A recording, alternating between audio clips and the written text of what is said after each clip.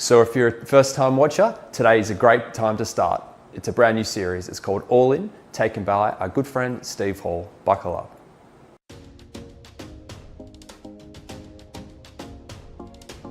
I've been at Elevate or slash Rivervale 57 years. I'm now 65. Started through Sunday school and then just kept going. Yeah, virtually. Yeah. Okay, I started going to Sunday school a year after Vicky started. It's in 1964 and have just been there ever since. Went through youth group, we met and started going out in youth group and then got married there and we're still there.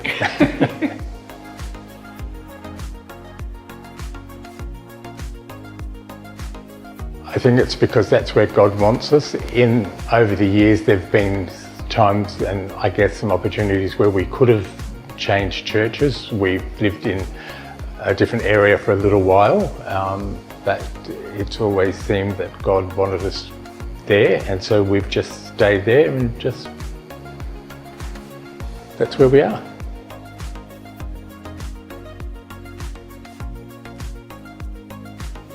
Because God just wants us to do that, and we've got the ability, so why not? And to share it to others. Yeah, just why not? Really, personally speaking, it's our duty, and it's not a chore by any stretch of the imagination. We just love doing it, and it's serving God. In the days gone by, you were sort of taught that it was your duty to serve, and to some degree that's true. But now I see it as more of a privilege to serve, because God is always working and doing things, and I think it's a privilege to be able to join Him in the work that He's doing.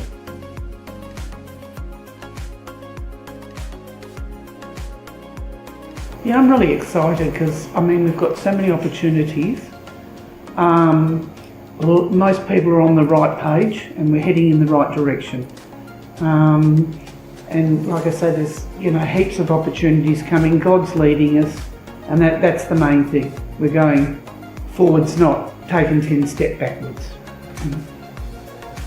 Yeah, well, I guess I just want to see people grow and experience God and have an experience with God that I've got, and so just trying to do what I can to encourage people and for them to come into a relationship like that with God.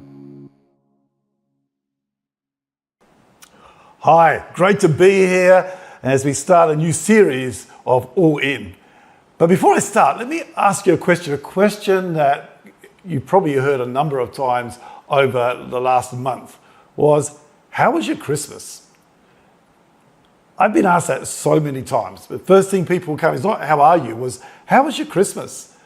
I wonder what your Christmas was like, because mine was fantastic. I loved my Christmas. Our Christmas day, my boys turn up and their wives and the children, the grandchildren, and we always have, when I'm ready, because I'm the patriarch, I'm the one that starts this, I'm the head of the house, we will start an all-out, all-in water bomb fight. There are thousands, 10,000 water bombs will get thrown around my household. There will be people running around. There'll be adults on the roof of the house to get better advantage. There will be people running through the house with water bombs. There are no rules when it comes to our Christmas water bomb fight.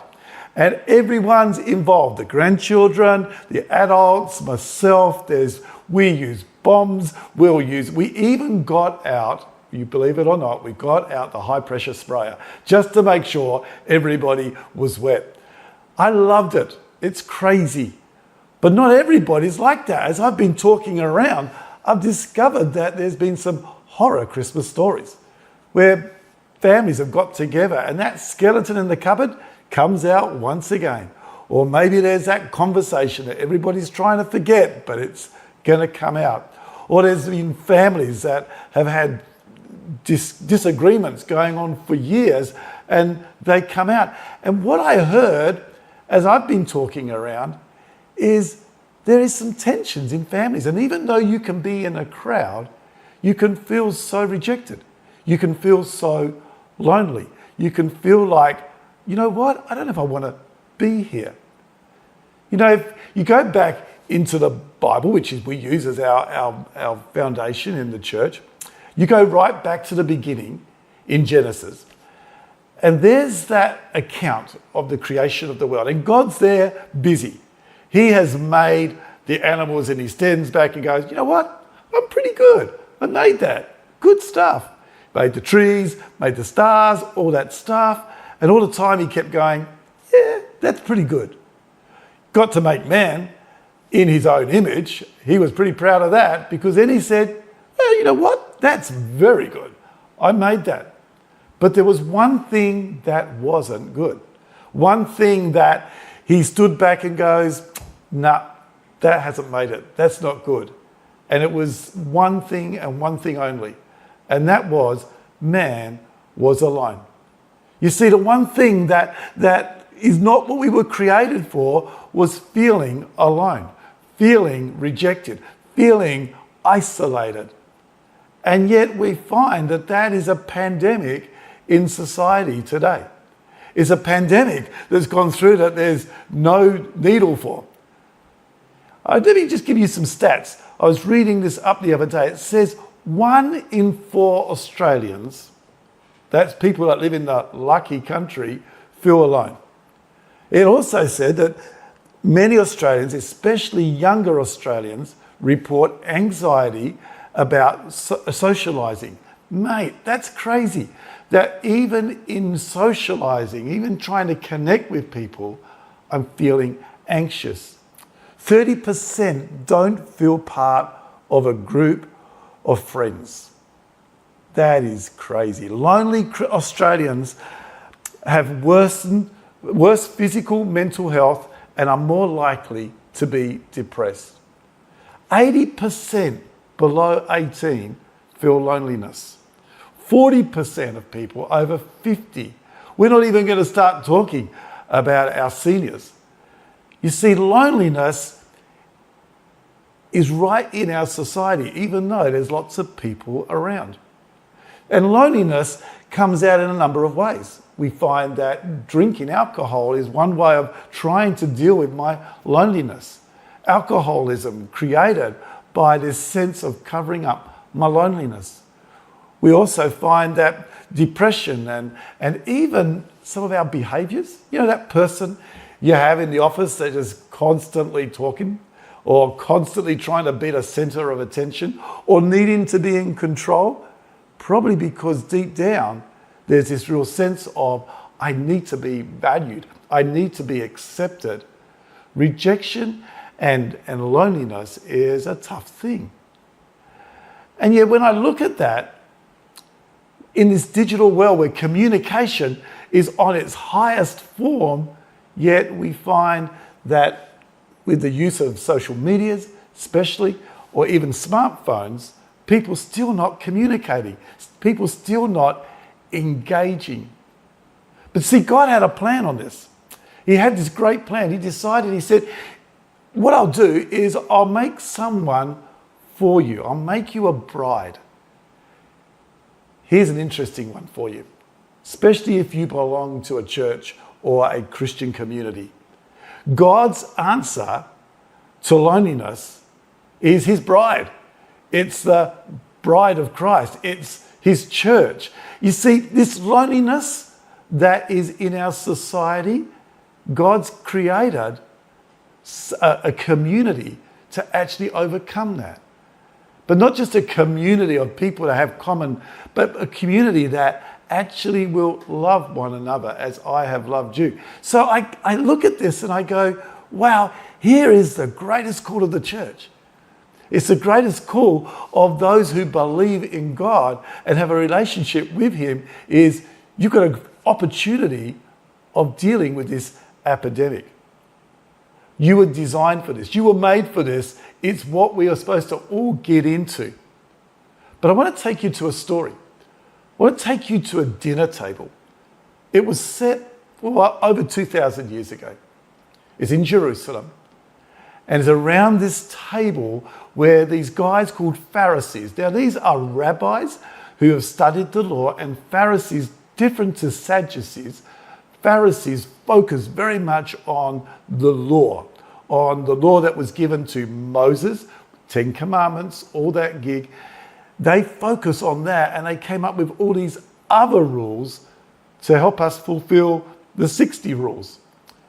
And so it got quite complicated, but every rabbi had a different take on it. They called it their yoke, or if you like, their manifesto. It was their idea of how you're supposed to live this life. But what they would do is, and we take this story, they're around this table and they went and invited Jesus. Simon, a Pharisee, invites Jesus around this table.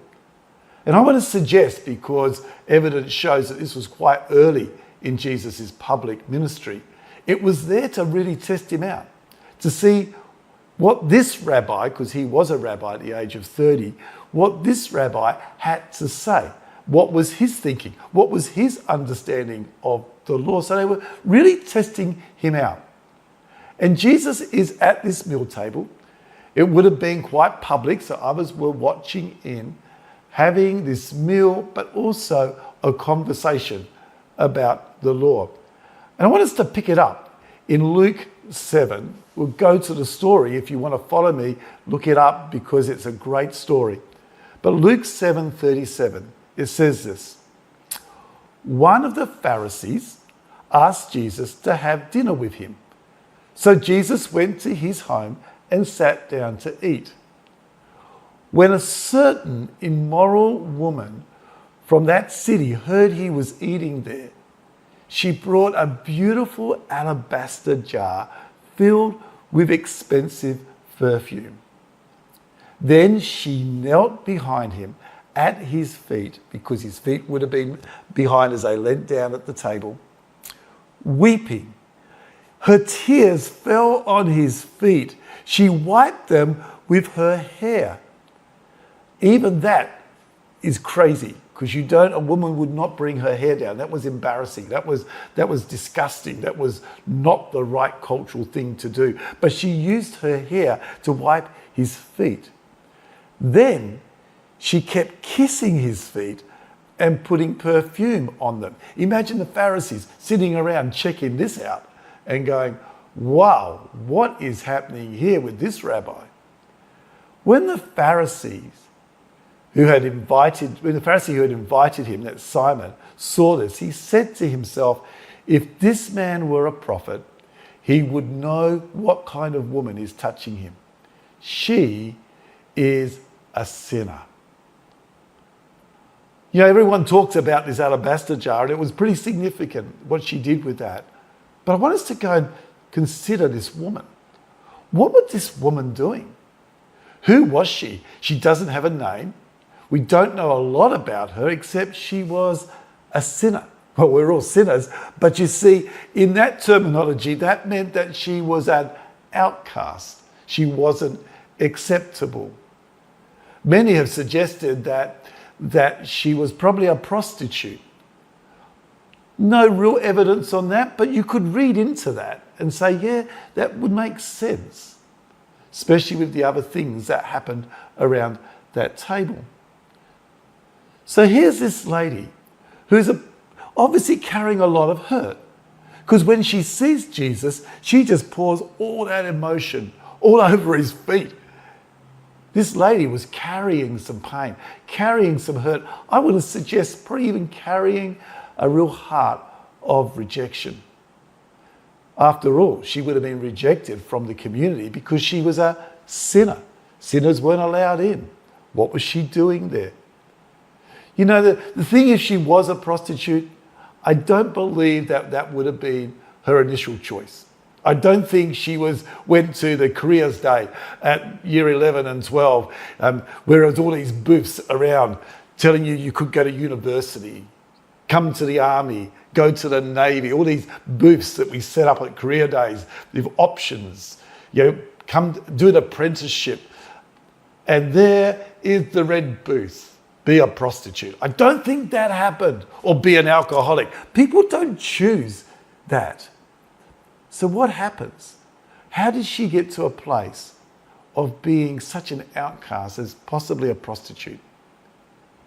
Maybe she was abused. Maybe she had been abused by her husband. Maybe she'd been raped. Maybe she'd been left, because in that culture, if you have been divorced, there is no social security, there's no pension. You've got to find your own way in life. How do you do that? Maybe the only way she could survive and keep her children and keep her family was to prostitute herself. So here's a person carrying pain, carrying a mess of life, and the only way to solve it was to prostitute herself, which actually caused her to be more separated. I love this because you see, when you look at this, Jesus is at this table, and a person who is carrying that rejection, carrying that hurt, carrying that sense of inner shame and guilt, ends up at Jesus' feet. I wonder how she got there. Why did she know it was okay to go to him and not the others? I wonder if this lady may have been at one of Jesus' teachings where he actually shared some truths that she went, wow, this guy really accepts me. Maybe she was sitting there when Jesus said these words that we find in Matthew, and I'm going to read it from the Message, because in the Message it says it beautifully. Eugene Peterson writes it this way in Matthew 11:28. Are you tired, worn out, burnt out on religion? See, religion, which is what the Pharisees were good at, is all about what you can't do, what you should do, and what you must do. It's all about the do's and don'ts. It's all about you have to live this way. And you know what? That tires you out. That wears you out. Religion wears you out. Religion destroys your soul. Religion is all about what you do. And you get tired on that. And it just wears you out. It burns you out. And Jesus says this to those people, and maybe you're one of those. And he says these amazing words, this great word of invitation. Come to me. Oh, wow. Imagine sitting there and a rabbi saying, religion, are you tired of it? You worn out? I've got something new. Come to me. Here's the invite. Come to me. Get away with me. If there was a word to the church today, I believe the Spirit of God would say to the church, come away with me. Slow down for a bit. Stop the pressure. Come to me. And you'll recover your life. Wow, imagine a lady like that hearing those words. I'll show you how to take a real rest. Walk with me. Work with me. Watch how I do it.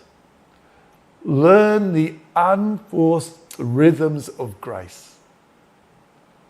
I won't lay anything heavy or ill-fitting on you. Keep company with me, and you'll learn to live freely and lightly. In the other translation, it goes something like this. Come to me, all you who are weary and heavy laden or burdened, and I will give you rest. It says, my yoke, or that teaching that I talked about earlier, it isn't hard. It's not supposed to be heavy. You're not supposed to look like you've just sucked a lemon. His teaching is to give you life, and life in the fullness. I wonder if that lady heard that. I wonder if you need to hear that. I wonder if for you. See, if 1 in 4 people are struggling with inner loneliness, internal pain, I'm sure there's somebody listening to this right now. Right now you need to hear those words. Come to me.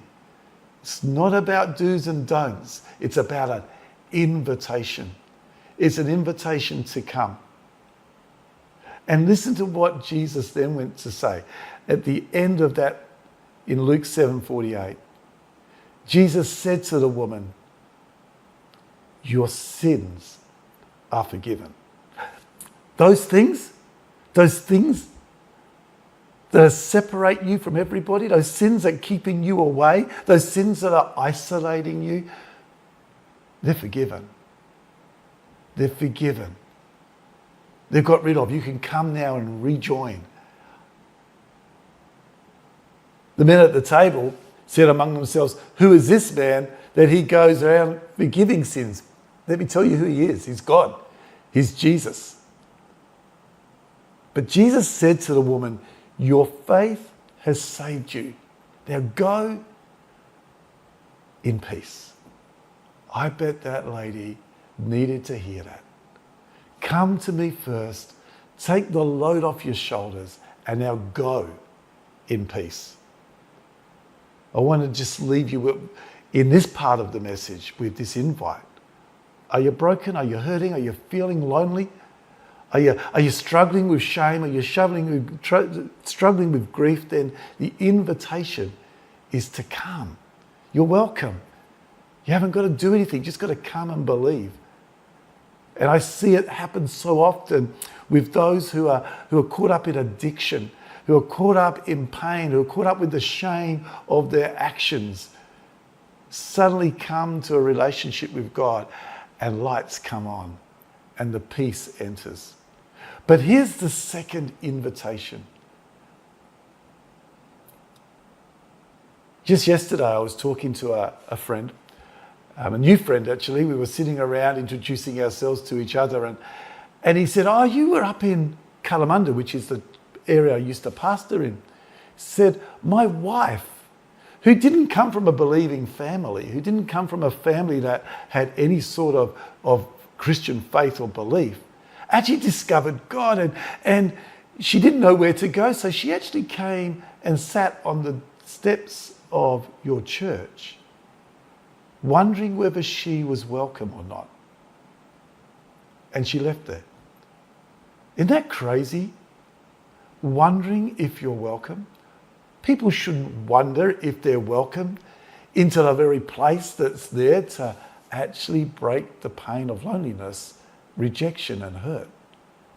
But she did. She came and she sat there and she went. And I've met so many people who have said, I love God, but I'm just struggling with the church.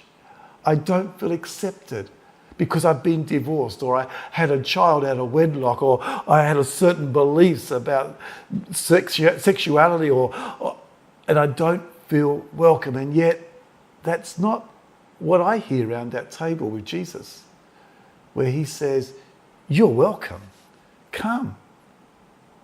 You know, there was a lady who came to our church, her name was Dorothy, and she come from a different area. She was in a previous church I was in, and she decided to come up to the one I was in Kalamunda, a very different socio-economic background. And she walked in, and this lady, she had tattoos all up her arm, and she'd been in and out of prison a number of times, and she smelt like an inside packet of her cigarettes, and she never wore shoes. And she walked into the building one Sunday, and she joined in, and about 2 weeks, 3 weeks later, she came to me and she said, Steve, I've been to so many churches, and they've told me I need to go and get some shoes, or they're going to bought me shoes, but I can't wear them. But your church embraced me and made me feel like family, and didn't even worry about that, and didn't worry about my language, and they just accepted me. And she said, I feel like I've come to a family. That's how the church should be. Many years ago, a guy by the name of Chuck Smith, I think his name was, who had this church, and it was in the time of a great Jesus movement, and lots of hippies were all turning up at church because they'd found Jesus, and it turned up and they didn't have shoes on, and they didn't have, they would look pretty unusual, and they turned up to church, and the church was growing. And it grew so much that the board decided that they would put carpet down in the building. Well, one morning after the new carpet had been put down, Chuck turned up at the church and there was a sign. and it said, "No bare feet allowed." He ripped that sign off. He went up in the front of the church and he said, "If people can't come in with bare feet, we're ripping the carpet up." What do we need to rip up to invite people in? This year, as we all get into the things Jesus wants to do, which is to reach out to the lonely, to reach out to those who are hungry, to reach out to those who are lost, to make people who are struggling with acceptance be accepted. If we're going to be all in with that, what do I need to rip up? What do I need to put aside? What comforts do I need to put to one side? Because the heart of God is that no one should be alone. The heart of God is that all should be able to come to him and find that peace and to find that love and to find that acceptance. So much so that they will weep at his feet and won't be ashamed to wipe his feet with their hair. That's our call. That's your invitation. Your invitation is the one to come, but your invitation is also to go and invite others. And that's our commitment. Let me pray. Father, I just want to say thank you that you told us to come, and I thank you that I can come. And I just want to pray now that we would be a reflection of you in society, where we are keen to invite those who need the peace and need the love and need the acceptance that only you can give. Amen.